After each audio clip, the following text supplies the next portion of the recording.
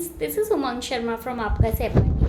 और आज की क्लास में हम पढ़ेंगे आपका हिंदी का 5th चैप्टर, जो कि आपके टर्म 1 के सिलेबस में आएगा।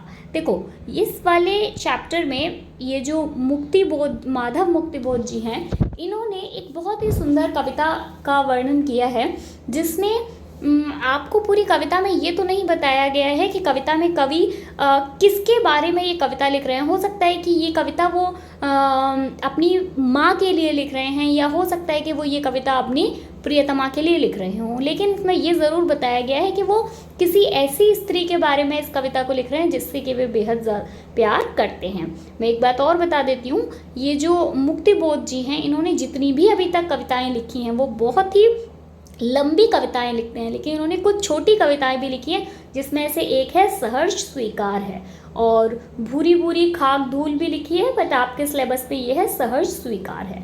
तो चलिए स्टार्ट करते हैं। इस कविता का पेपर में ऐसे ही आएगी जैसे बाकी सारी कविताओं के बारे में मैंने आपको बताया है।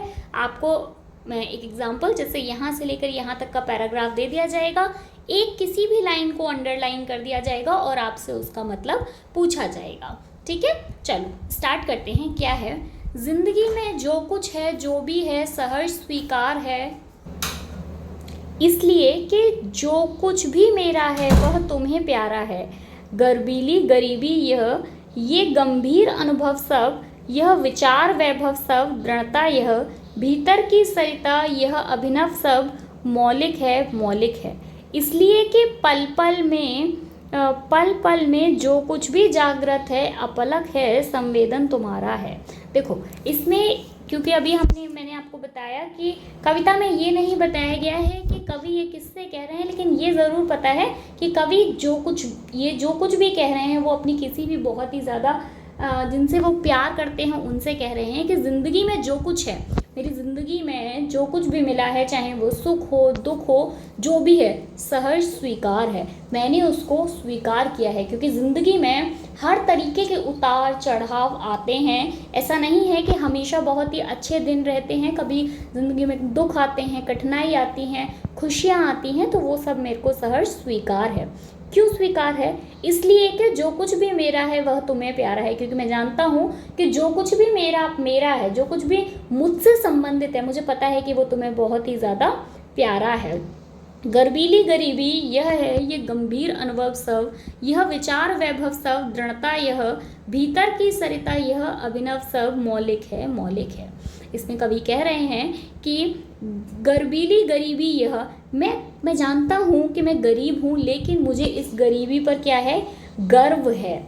ये गंभीर अनुभव सब, मेरे ये जो अनुभव हैं, क्योंकि जब व्यक्ति गरीब होता है तो उसके जो अनुभव होते हैं वो बहुत ही ज़्यादा गंभीर होते हैं। तो वो कह रहे हैं कि मेरे जो अनुभव हैं, मेरी जो गरीबी है, उस सब पर मुझे गर्व है। मेरे अंदर ये भाव है कि मैं भी लोगों को दान दे सकता हूँ, भले ही मैं गरीब हूँ तो भी मैं लोगों को दान दे सकता हूँ। यह विचार वैभव सब, मैं अपना किसका दान दे सकता हूँ? विचारों का दान दे सकता हूँ। विचार रूपी वैभव, यानी वो अपने विचारों को उन्होंने वैभव या संपत्ति का नाम दिया है। ठीक है। दृढ़ता यह, भीतर की सरिता यह, अभिनव सब, मौलिक है मौलिक है। मेरे अंदर जो दृढ़ विश्वास है, जो मेरे भीतर की, जो मेरे अंदर के अभिनव है मेरे अंदर, वो सभी कैसा है? मौलिक है। मौलिक का मतलब होता है वास्तविक है। ठीक है। इसलिए कि पल पल में जो भी जागृत है, अपलक है, संवेदन तुम्हारा है। इसलिए कि पल पल में, मतलब जिंदगी के हर एक पल में मेरे पास जो कुछ भी है वो कैसा है?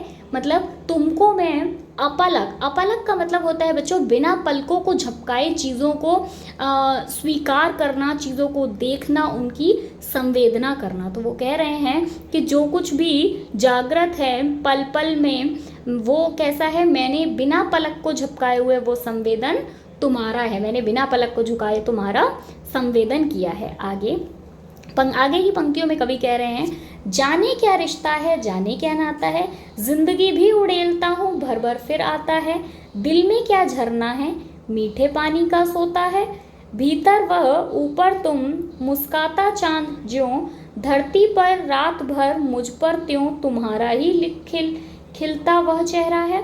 आगे कवि कह रहे हैं कि जाने मेरा तुम्हारे साथ क्या रिश्ता है, मेरा क्या नाता है, ये तो मैं नहीं जानता। जितना भी उड़ेलता हूँ भर भर कर आता है, जितना भी प्यार मैं तुम्हारे ऊपर उड़ेलता हूँ, ठीक है, मुझे लगता है कि ऐसा नहीं है कि मैं तुम्हारे ऊपर प्यार उड़ेलता हूँ तो मेरा प्यार ख़त्म हो जाता है। वो जितना मैं तुम्हें प्यार दर्शाता हूँ, उड़ेलता हूँ, वो उतना ही मेरे अंदर और भी ज़्यादा भर जाता है। दिल में क्या झरना है, मतलब कवि इस बात को पूछते हुए कह रहे हैं कि क्या मेरे दिल के अंदर कोई झरना है, मीठे पानी का सोता है। सोता का मतलब होता है बच्चों स्रोत, है ना। जैसे पानी कहीं से आ रहा है तो हम बोलते हैं कि मीठे पानी का स्रोत है। तो वो कह रहे हैं कि मेरे दिल में क्या कोई झरना है या क्या कोई मीठे पानी का स्रोत है। भीतर वह, ऊपर तुम मुस्काता चांद ज्यों धरती पर रात भर, मुझ पर त्यों तुम्हारा ही खिलता वह चेहरा है। यहाँ पर कवि कह रहे हैं कि जैसे रात्रि में, रात की बात हो रही है कि जैसे रात भर चांद अपनी रोशनी की जो मुस्कुराहट है वो हमेशा धरती पर बिखेरे रहता है। चांद की रोशनी कब आती है, रात में आती है। तो वो कह रहे हैं कि जिस तरीके से चांद अपनी चांदनी की मुस्कुराहट को रात भर धरती पर उड़ेलता है, धरती पर डालता है, उसी प्रकार तुम्हारा चेहरा मुझ पर क्या डालता है, तो मुझ पर त्यों तुम्हारा ही खिलता हुआ चेहरा है, मेरे ऊपर तुम्हारा खिलता हुआ चेहरा दिखाई देता है, जिस प्रकार चांद की रोशनी धरती पर रात भर पड़ती है। आगे की पंक्तियों में कह रहे हैं, सचमुच मुझे दंड दो कि भूलूं मैं तुम्हें भूल जाने की दक्षिण ध्रुवी अंधकार अमावस्या, शरीर पर चेहरे पर अंतर पे पालूं मैं, झेलूं मैं उसी में नहालूं मैं। अब देखो ऊपर की पंक्तियों में कवि कह रहे हैं कि मैं तुम्हारे लिए इस कदर पागल हूँ कि मेरे अंदर बाहर हमेशा तुम ही होते हो। तो वो कह रहा है कि सचमुच मुझे दंड दो कि भूलूं मैं। कवि इन पंक्तियों में कह रहे हैं कि मैं तुम्हें भूल जाना चाहता हूँ, क्योंकि जब किसी चीज़ की सीमा यानी लिमिट पार होने लगती है तो वो क्या करता है, कहीं ना कहीं वो नुकसान देना शुरू करते हैं। तो वो इसीलिए कह रहे हैं कि मैं तुम्हारे लिए इस तरह पागल हूँ कि मैं चाहता हूँ कि मैं अब तुम्हें थोड़े समय के लिए भूल जाऊँ। लेकिन भूलने के साथ साथ वो कह रहे हैं कि मुझे तुम्हें भूलना की बात सोचकर भी मुझे इसके लिए क्या मिलना चाहिए, दंड मिलना चाहिए। दक्षिण ध्रुवी अंधकार अमावस्या, जैसे कवि कह रहे हैं जिस प्रकार दक्षिणी ध्रुव पर 6 महीने अमावस्या यानी 6 महीने का अंधकार रहता है, उसी तरीके का दंड मुझे मिलना चाहिए। और वो दंड मुझे कहाँ मिलना चाहिए, मेरे शरीर पर मिलना चाहिए, चेहरे पर मिलना चाहिए, अंदर में पालू में अंदर भी वो दंड मुझे मिलना चाहिए। ऐसा नहीं कि केवल ऊपरी रूप से मैं इस दंड को चाहता हूँ, मैं चाहता हूँ कि ये दंड मुझे अंदर से मिले। झेलूं मैं उसी में नहालूं मैं, तुम मुझे दंड दो क्योंकि मैं तुम्हें भूल जाना चाहता हूँ, उस दंड को मैं झेलना चाहता हूँ और उस दंड में मैं डूब जाना चाहता हूँ। नहालूं से यहाँ पे मतलब ये है कि दंड में डूब जाना चाहता हूँ, मैं उस दंड को स्वीकार करता हूँ। आगे बढ़ते हैं आगे की पंक्तियों में।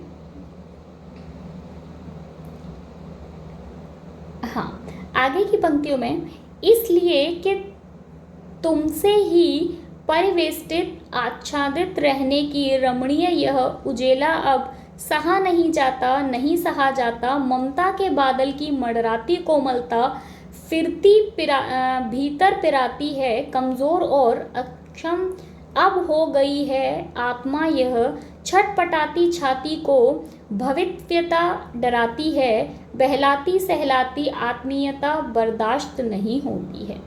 इसलिए कि तुम्हें ही परिवेष्टित आच्छादित, कवि कह रहे हैं कि तुमसे ही परिवेष्टित यानी मेरी जिंदगी में जो कुछ भी है, मेरी जिंदगी में जो कुछ भी उजाला है, जो कुछ भी सवेरा है, जो कुछ भी खुशियां हैं, वो किससे हैं, तुमसे हैं। सहा नहीं सहा जाता, अब मुझसे नहीं सहा जाता। ममता के बादल की मडराती कोमलता, मतलब इसमें वो भीतर पिराती है। कवि कह रहे हैं कि जिस प्रकार से तुम मेरी मतलब मेरे ऊपर अपनी ममता के बादल रखती हो, जिस तरीके से तुम मेरी देखभाल करती हो, अब वो सब मुझसे नहीं सहा जाता।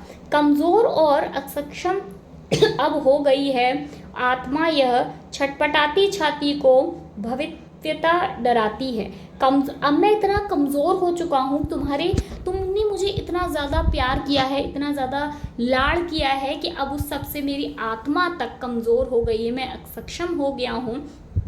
छटपटाती को भविष्यता डराती है मेरी। अब मेरी छाती कैसा है, छटपटाती है। जब देखो, इसको आप ऐसे समझने की कोशिश करिए कि कवि ये कह रहे हैं कि माँ, इनसे हम पता लगा सकते हैं कि कवि शायद अपनी माँ के बारे में कह रहे हैं कि तुमने अपनी मुझ पर इतनी अपनी ममता उड़ेली है, मुझे इतना ज़्यादा प्यार दिया है कि अब वो सब मुझसे नहीं सहा जाता। तुम्हारी ममता की वजह से मैं क्या हो रहा हूँ, धीरे धीरे कमज़ोर हो रहा हूँ, मेरी आत्मा तक कमज़ोर हो गई है, मेरी छाती के साथ छटपटाती है। बहलाती सहलाती आत्मीयता बर्दाश्त नहीं होती, जो तुम हर बात पर मुझे बहलाती हो, सहलाती हो, वो सब अब मुझसे बर्दाश्त नहीं होता। आगे की पंक्तियों में, हाँ, आगे की पंक्तियां हैं यहाँ से, सचमुच मुझे दंड दो कि हो जाऊं पाताली अंधेरे की गुफाओं में, विवरों में, धुएं के बादलों में, बिल्कुल मैं लापता। लापता कि वहाँ भी तो तुम्हारा ही सहारा है, इसलिए कि जो कुछ भी मेरा है या मेरा जो होता सा लगता है, होता सा संभव है, सभी वह तुम्हारे ही कारण के कार्यों का घेरा है, कार्यों का वैभव है। अब तक तो जिंदगी में जो कुछ था, जो कुछ है, सहर्ष स्वीकार है, इसलिए कि जो कुछ भी मेरा है वह तुम्हें प्यारा है। इन पंक्तियों में कवि कह रहे हैं कि सचमुच मुझे दंड दो कि हो जाऊं पाताली अंधेरे की गुफाओं में, विवरों में, धुएं के बादलों में। वो कह रहे हैं कि सचमुच मैं चाहता हूँ कि मुझे अब दंड मिलना चाहिए, कि क्योंकि मैं तुम्हें भूलना चाहता हूँ। जैसे पाताल में बहुत ही ज़्यादा अंधेरा होता है, पाताल में जो गुफाएं होती हैं उनमें बहुत ज़्यादा अंधेरा होता है, तो मुझे भी ऐसी उन्हीं गुफाओं में के जैसा मेरे जीवन में अंधेरा होना चाहिए। मैं बिल्कुल लापता होना चाहता हूँ, लापता कि वहाँ भी तो तुम्हारा ही सहारा है। लेकिन मैं इतना जानता हूँ कि अगर मैं कहीं भी लापता हो जाऊँ, मुझे वहाँ पर भी तुम्हारा ही सहारा है। मैं जानता हूँ कि तुमने मुझे इतनी ममता दी है, इतना प्यार दिया है कि मुझे वहाँ पर भी तुम्हारा ही सहारा है। इसलिए कि जो कुछ भी मेरा है या मेरा होता सा लगता है, होता सा संभव है, इसलिए कि मेरा जो कुछ भी मेरा है या जो कुछ भी मेरा, मुझे ऐसा लगता है कि जो कुछ भी मेरा है या मेरा होने की संभावना है, सभी वह तुम्हारे ही कारण के कार्यों का घेरा है। वो सब कुछ मुझे तुम्हारे ही कारण प्राप्त है, तुम्हारे ही कार्यों ने मुझे वो वैभव मिला है, तुम्हारी ही कार्यों की वजह से, तुम्हारे ही कामों की वजह से मुझे सब कुछ जो जीवन में मिला है वो मुझे तुम्हारी ही वजह से मिला है। और इसीलिए क्योंकि जीवन में मुझे जो कुछ भी मिला है, चाहे वो दुख हो, चाहे वो सुख हो, चाहे वो मेरे विचार हों, वो सब मुझे सहर्ष स्वीकार हैं, इसलिए कि जो कुछ भी मेरा है वह तुम्हें प्यारा है। मुझे ये सब इसलिए चाहिए क्योंकि मुझे ये सब इसलिए स्वीकार है क्योंकि मैं ये जानता हूँ कि जीवन में जो कुछ भी मेरा है वह तुम्हें बहुत ही प्यारा है। ठीक है, तो ये इसका अर्थ हो गया। इस बार आपसे व्याख्या नहीं पूछी जाएगी क्योंकि मतलब थ्योरेटिकल पेपर तो है नहीं आपका। मतलब मैं उम्मीद कर रही हूँ कि आपको ये समझ में आया होगा और आप अच्छे से अगर किसी भी लाइन की व्याख्या करने, रेखांकित लाइन की व्याख्या करने को आएगी तो आप बहुत अच्छे से कर पाएंगे। मैं उम्मीद कर रही हूँ कि आपको पसंद आया होगा। अगर आपको पसंद आता है तो आप वीडियो को लाइक कर दीजिए। मिलेंगे नेक्स्ट वीडियो में। आप बाकी के चैप्टर्स जो इससे पहले वाले चैप्टर्स हैं उनकी व्याख्या मैं करवा चुकी हूँ, तो आप उनको देख लीजिए। मिलेंगे नेक्स्ट वीडियो में, तब तक के लिए bye, thank you so much.